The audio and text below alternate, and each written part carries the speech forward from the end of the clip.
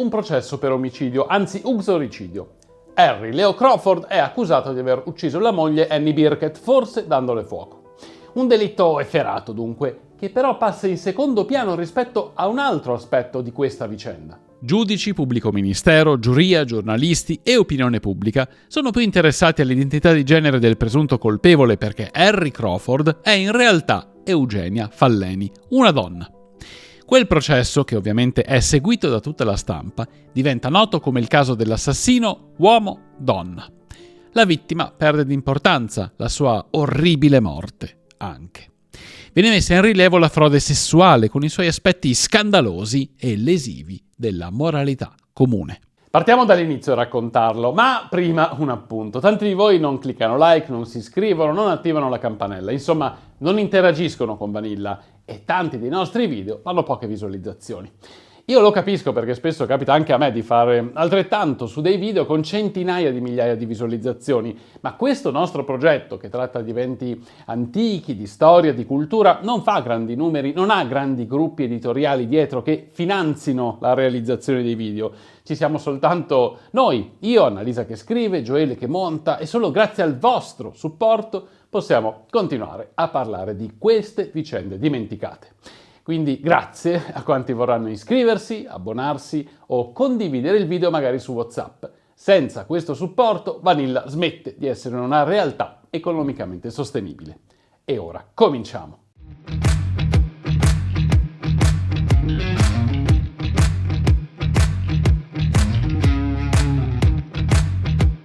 Sydney, 5 luglio 1920. Harry Leo Crawford viene arrestato per l'omicidio della prima moglie, Annie Birkett, mentre si trova al lavoro in un hotel della città. Harry però stupisce tutti. Prima di essere sottoposto alla visita medica di prassi, chiede di essere rinchiuso in un carcere femminile. Il suo segreto, custodito per decenni, viene svelato, la sua vera identità rivelata.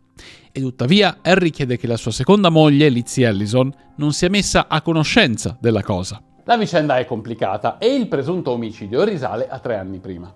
Il 1 ottobre del 1917, Crawford e la moglie vanno a fare un picnic nei pressi del fiume Lane Cove. Secondo quanto poi riportato da Harry Leo durante il processo, i due litigano perché la donna vuole lasciarlo dopo aver scoperto il suo segreto. Nella concitazione del momento, Annie scivola all'indietro, sbatte la testa contro un masso e muore quasi subito, nonostante i tentativi di soccorso del marito. Crawford viene preso dal panico perché teme di essere accusato di omicidio e comunque le indagini sull'incidente avrebbero rivelato la sua identità di genere. Harry Leo è un transgender, ma all'epoca questo termine neanche esiste, come non esiste un lessico capace di descrivere tutte le sfaccettature del caso. La sua scelta di vita non è proprio prevista e lo pone al di fuori della società civile. Crawford è convinto che andrà incontro a pesanti conseguenze penali se venisse scoperta la sua natura femminile. In realtà la legge australiana, che origina da quella britannica, persegue l'omosessualità maschile, ma è piuttosto vaga riguardo quella femminile e si limita a punire i rapporti sessuali non consensuali fra due donne e quelli fra donne adulte e ragazze minorenni. Crawford, forse spaventato, decide di rendere irriconoscibile il cadavere della moglie e così gli dà fuoco. Il corpo, ritrovato il giorno dopo in un boschetto nei pressi del sobborgo di Chatswood, non viene identificato e la causa della morte è ricondotta a un probabile suicidio o a motivi accidentali. Il medico legale non riscontra segni evidenti di violenza e conclude che il decesso è avvenuto probabilmente a causa delle ustioni. Anche le indagini della polizia portano a ipotizzare un suicidio. C'è il racconto di un testimone che afferma di aver visto vagare in quella zona una donna i cui modi sono stati considerati strani e c'è una bottiglia di cherosene vicino al cadavere. Altri reperti, come una tazza, un anello dei denti finti e un paio di scarpe, non aiutano nell'identificazione del cadavere e non trovano riscontro in nessuna delle denunce di scomparsa presentate in quel periodo. L'inchiesta conclude che non è possibile arrivare a un verdetto certo e dunque nessuna ipotesi viene esclusa. I resti di Annie vengono chiusi in una bara che reca la dicitura «Corpo di una donna sconosciuta» e poi sepolti nel cimitero di Rockwood, vicino Sydney. Crawford non denuncia la scomparsa della moglie, raccontando in giro anche al figlio di Annie che la donna è andata via con un altro uomo, un idraulico. Per circa 3 anni Crawford vive la sola vita che può e riesce a vivere, quella da uomo. Mantiene qualche rapporto con il figliastro, Harry Birkett, che ha circa 17 anni. Harry oggi sarebbe soltanto un adolescente, ma all'epoca è un uomo fatto e finito.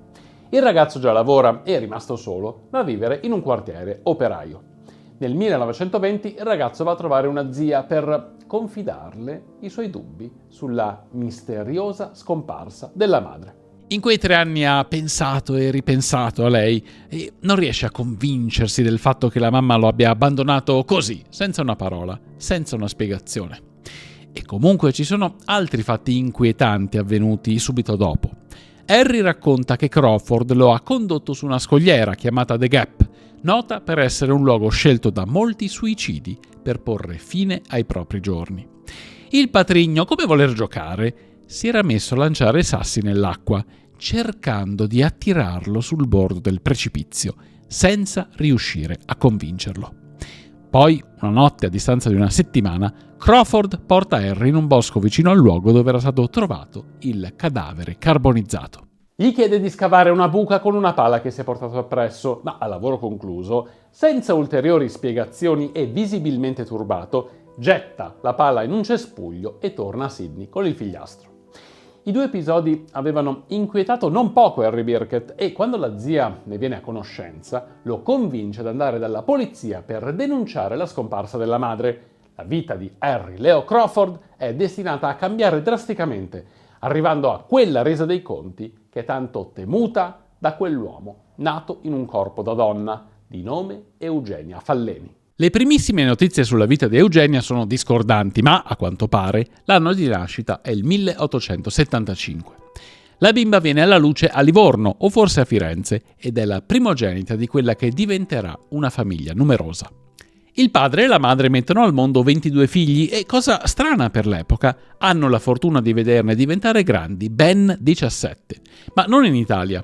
Nel 1877 la famiglia si trasferisce in Nuova Zelanda, dove il padre, tanto laborioso quanto severo, si barcamena fra il lavoro di carrettiere e quello di pescatore.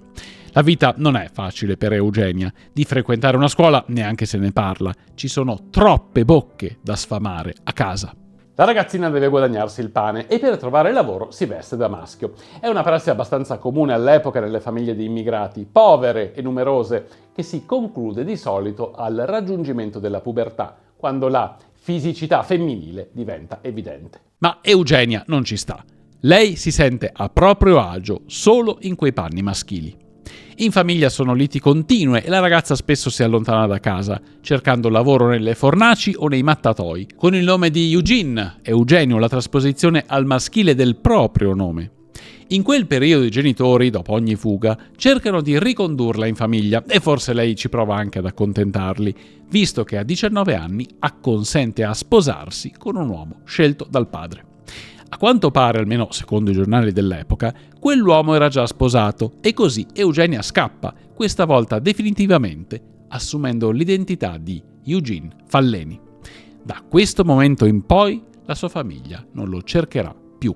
Lo ritroviamo nel 1895 in Australia. Lavora a bordo di un mercantile come mozzo, dove rimane per circa 2 anni, fino a quando non si tradisce.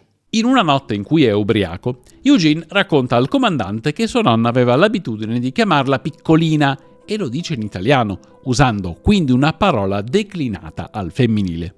La cosa non sfugge al capitano, che è anche lui di origine italiana, e si insospettisce riguardo al vero sesso del mozzo. A questo punto il racconto diventa drammatico. Eugenia si ritrova unica donna in un piccolo mondo chiuso composto solo da uomini, con le conseguenze che è facile immaginare. Senza contare l'antica superstizione marinara, secondo la quale una donna a bordo porta sfortuna, di più, è una vera e propria sciagura.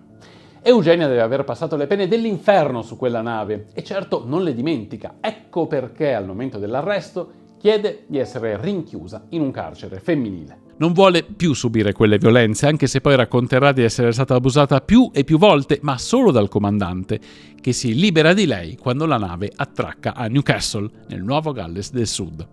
È il 1898. Falleni si ritrova sola e senza soldi e, per di più, in attesa di un figlio. Non si sa come abbia sbarcato il lunario in quelle condizioni, ma è certo che partorisce una bambina chiamata Josephine, sempre nel 1898. La piccola viene affidata a una donna di origini italiane, la signora De Angelis, che vive in un sobborgo di Sydney e che lei chiamerà nonna. A questo punto della vicenda, Eugenia rinasce nelle vesti di Harry Leo Crawford, di origini scozzesi, uomo taciturno e riservato. Passano gli anni. Harry Leo lavora in una fabbrica di gomma, in un mattatoio e in qualche pub. Nessun lavoro, per quanto pesante, lo spaventa, malgrado la costituzione minuta. Nessuno ha dei sospetti sulla sua identità. Non mostra mai interesse per le ragazze che tentano di attirare la sua attenzione, fino a quando non incontra la bellissima Annie Birkett, una donna di 35 anni, vedova e madre di un figlio tredicenne. È il 1912 e destino vuole che Crawford trovi lavoro nell'azienda di un certo dottor Clark, che lo assume per guidare i suoi carri. Ha così modo di conoscere e innamorarsi di Annie, una delle domestiche di casa Clark. Mentre diverse ragazze gli fanno gli occhi dolci, Harry Leo vede solo Annie, che non sembra essere troppo interessata a iniziare una relazione con lui.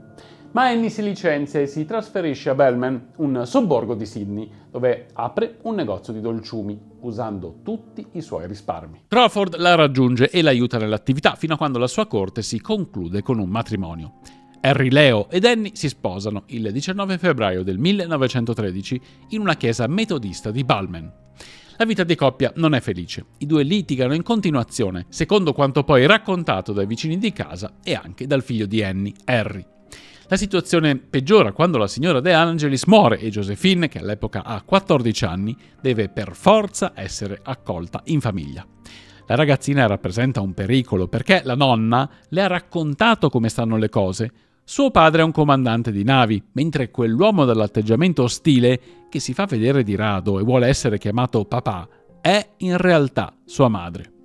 Il figlio di Annie, Harry Birkett, non sa perché la madre e il patrigno litighino in continuazione e non è mai stato appurato con certezza se davvero Annie fosse all'oscuro del fatto che Harry fosse una donna. Forse la conosceva benissimo e quel matrimonio serviva solo come una copertura di una relazione lesbica. Comunque stessero le cose, quel rapporto è complicato. Annie e il figlio vanno via di casa 3 volte, con Harry Leo che si ripresenta sempre alla loro porta. Almeno in un caso, secondo il racconto del ragazzo, lui arriva nel loro alloggio e distrugge tutto. Le cronache dell'epoca raccontano che sia stata una vicina di casa a rivelare ad Annie che suo marito è in realtà una donna, poco tempo prima di quel fatale 1° ottobre del 1917. Poi tutto precipita, ma è certamente Annie ad avere la peggio, mentre Crawford riesce a mantenere il segreto sia sulla sua identità, sia sulla scomparsa della moglie. Nel 1919 incontra Elizabeth King Allison, una donna più grande di lui di circa 5 anni, che sposa nel settembre di quello stesso anno a Canterbury.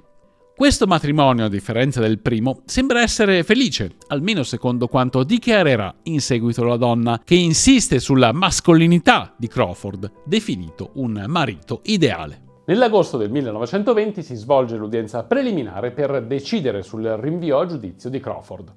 La stampa sembra impazzita. Quello è ormai il caso uomo-donna, che terrà banco per molti mesi a venire. Harry Birkett e la zia riconoscono alcuni oggetti trovati vicino al cadavere della donna sconosciuta 3 anni prima, mentre un dentista sembra certo che i denti finti siano stati fatti da lui per Annie Birkett. In un crescendo di accuse testimonia anche la donna che ha affittato una stanza a Crawford dopo la scomparsa della moglie. Racconta che Harry Leo le avrebbe detto: «Abbiamo avuto un bel litigio e le ho dato un colpo in testa», e lei se n'è andata. Poi la testimone rincara la dose, affermando che Crawford aveva proprio intenzione di uccidere il giovane Harry, quella notte che lo aveva portato nella boscaglia a scavare una buca. Anche la figlia Josephine viene chiamata a deporre come testimone ostile, ovvero contro la madre o padre, che dir si voglia. La ragazza racconta che da quando ne ha memoria l'ha sempre vista con abiti da uomo e che si faceva chiamare Harry Crawford. Lamenta con dolore la sua assenza, la sua mancanza d'amore e instilla il sospetto che la madre all'inizio mirasse ai soldi di Annie Birkett. Di contro, il medico legale, dopo la riesumazione del cadavere, conferma che non ci sono segni visibili di violenza e che la donna forse è morta per le ustioni, senza riuscire a precisare se fosse cosciente o meno prima che le fiamme la avvolgessero. Crawford, come prevedibile, viene rinviato a giudizio e il processo inizia a ottobre del 1920. Durante le udienze il tribunale è gremito di persone che vogliono guardare in faccia l'uomo-donna, con Crawford che si presenta talvolta vestito da uomo e altre da donna. La questione centrale è la frode sessuale portata avanti da Harry Leo. Come ha fatto a ingannare per anni due donne adulte? Il pubblico ministero spiega la cosa parlando di un articolo trovato in una valigia di Crawford. Durante l'udienza l'accusatore non lo vuole mostrare perché ci sono molte donne presenti fra il pubblico. Forse teme di scandalizzarle o, chissà, di far venire loro strane idee. Dopo un richiamo del presidente della corte, finalmente viene mostrato questo articolo, che è un dildo di legno e gomma. Quella è la prova dell'indole ingannatrice di Crawford, che va a supportare la teoria dell'accusa. Harry Leo ha ucciso la moglie perché lei non svelasse il suo vergognoso segreto. Questa teoria non è condivisa dall'ispettore di polizia che aveva condotto la prima inchiesta. Lui rimane convinto della morte accidentale di Birkett perché non esistono prove a sostegno dell'omicidio e comunque non si può condannare un uomo per aver fatto scavare una buca. Dal canto suo, Crawford si dichiara innocente. Nonostante le prove a suo carico siano solo circostanziali, la giuria, composta da 12 uomini, impiega appena 2 ore per emettere il verdetto. Harry Leo Crawford è colpevole di omicidio. Eugenia Falleni viene condannata a morte. La sentenza è durissima, quasi fuori dal tempo, se si considera che nei 2 decenni precedenti nessuna donna ha subito la pena capitale. Il ricorso in corte d'appello conferma la condanna, ma la pena viene commutata con l'ergastolo. Tutti i giornali descrivono Eugenia Falleni come un mostro, un pervertito, in quello che è considerato il processo del secolo, uno dei più sensazionali della storia giudiziaria australiana. Nel 1931, dopo averla visitata in carcere, il ministro della giustizia fa scarcerare Eugenia Falleni, che ha ormai una 60ina d'anni e non gode di buona salute. L'accordo prevede che lei non riprenda a comportarsi come un uomo. Poi il silenzio. Eugenia prende il nome di Jean Ford e riesce a comprare una pensione a Paddington, sempre nei dintorni di Sydney, ma il 9 giugno del 1938 finisce sotto le ruote di un motocarro dopo essere accidentalmente scivolata da un marciapiede in Oxford Street. Muore il giorno successivo all'ospedale di Sydney, sola, come forse sola è sempre stata per tutta la vita. Si scopre che la signora Jean Ford è in realtà Eugenia Falleni solo grazie alle impronte digitali e comunque sarà seppellita al cimitero di Rockwood con la sua ultima identità, quella che le aveva assegnato lo Stato per farla dimenticare da tutti. Di Eugenia Falleni non deve restare memoria, nemmeno sulla lapide di una tomba. E tuttavia qualcosa oggi la ricorda, proprio lì dove è morta, in Oxford Street, un gigantesco passaggio pedonale dai colori arcobaleno. Perché raccontare questa storia di un secolo fa, tanto lontana nel tempo e in apparenza espressione di un mondo che non esiste più? Non è solo per rimarcare che probabilmente Eugenia Falleni, alias Harry Leo Crawford, non era un assassino e che ha pagato un prezzo altissimo per una scelta di libertà. Ha senso parlare di questa storia perché si tende a dimenticare con troppa facilità il lungo e doloroso cammino che abbiamo fatto per arrivare alla conquista dei diritti fondamentali non ancora riconosciuti in molti paesi del mondo. La sodomia è storicamente considerata un reato perseguibile con la pena di morte. L'imperatore romano Teodosio, nel 390 d.C., emana una legge in questo senso, ma in realtà non è ben chiaro in quale misura fosse applicata. Nel 1533 in Inghilterra viene emanato il Buggery Act, secondo il quale la sodomia viene punita con l'impiccagione. Questa norma rimane in vigore fino al 1861 e viene adottata in tutti i paesi dell'impero britannico. L'omosessualità maschile viene depenalizzata in Inghilterra e Galles nel 1967, mentre Scozia e Irlanda del Nord lo fanno solo nei primi anni '80. Gli stati australiani abrogano le leggi sulla sodomia in tempi diversi, fra il 1975 e il 1997. In Italia ci sono un po' di passi avanti e indietro. Prima del 1861, molti stati avevano abolito il reato di sodomia, seguendo le idee dell'illuminismo francese. Quando nasce il Regno d'Italia si adotta il codice penale sabaudo, che ancora punisce l'omosessualità maschile, depenalizzata nel 1889. Tutti i codici penali che prevedono il reato di omosessualità contemplano la sodomia e solo marginalmente le pratiche sessuali fra donne, considerate meno gravi di quelle tra uomini.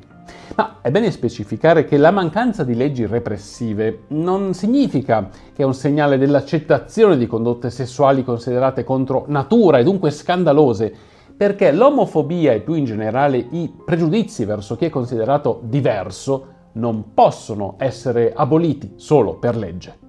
Ad oggi 63 paesi nel mondo considerano l'omosessualità un reato addirittura punito con la morte in Arabia Saudita, Iran, Emirati Arabi Uniti, Afghanistan, Somalia, Mauritania, Yemen e anche in alcune regioni dell'Iraq e della Nigeria settentrionale. Se vi interessa la tematica della pena di morte trovate in tutte le librerie il mio libro, L'ultima ora, la storia dell'uomo attraverso la pena di morte, che ripercorre sia a livello storico sia a livello geografico il diritto che ha regolato le esecuzioni capitali.